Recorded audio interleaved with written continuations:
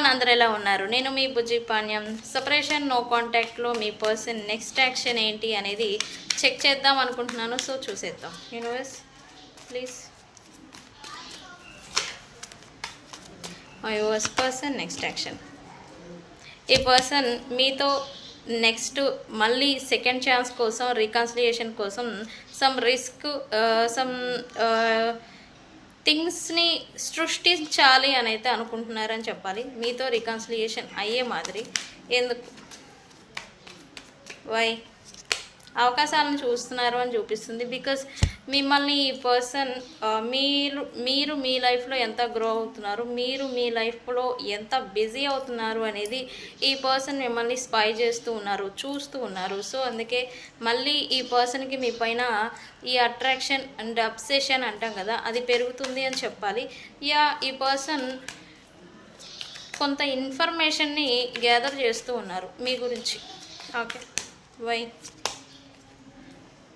Because ఈ person maybe తను మిమ్మల్ని కాలదనుకొని వేరే వాళ్ళ కోసం వెళ్ళిపోయి ఉంటే కనుక మీకు ఏదైతే అన్యాయం లేకపోతే ఇన్జస్టిస్ చేస్తున్నారో అది రైట్ నో ఈ పర్సన్ ఇంకెవరి దగ్గర చూస్తున్నారనమాట. అది రిఫ్లెక్ట్ అవుతూ ఉంది ద కర్మ అనేది.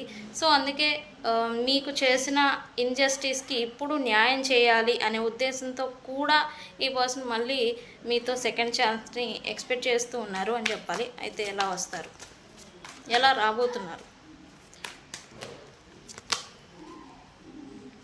తీరా వీళ్ళు రియలైజేషన్కి వచ్చి తమ తప్పును తాము తెలుసుకొని మీతో రికన్సిలియేషన్ చేసే టయానికి మీరు ఈ పర్సన్ని వద్దు అనుకునే సిచ్యువేషన్లో ఉండాలి ఖచ్చితంగా. అయితే ఏం జరగబోతూ ఉంది, ఏం చేయబోతూ ఉన్నారు? అన్ఎక్స్పెక్టెడ్ రికన్సిలియేషన్ అనేది ఈ పర్సన్ రిస్క్ టేకింగ్ ఏదో చేయబోతూ ఉన్నారు.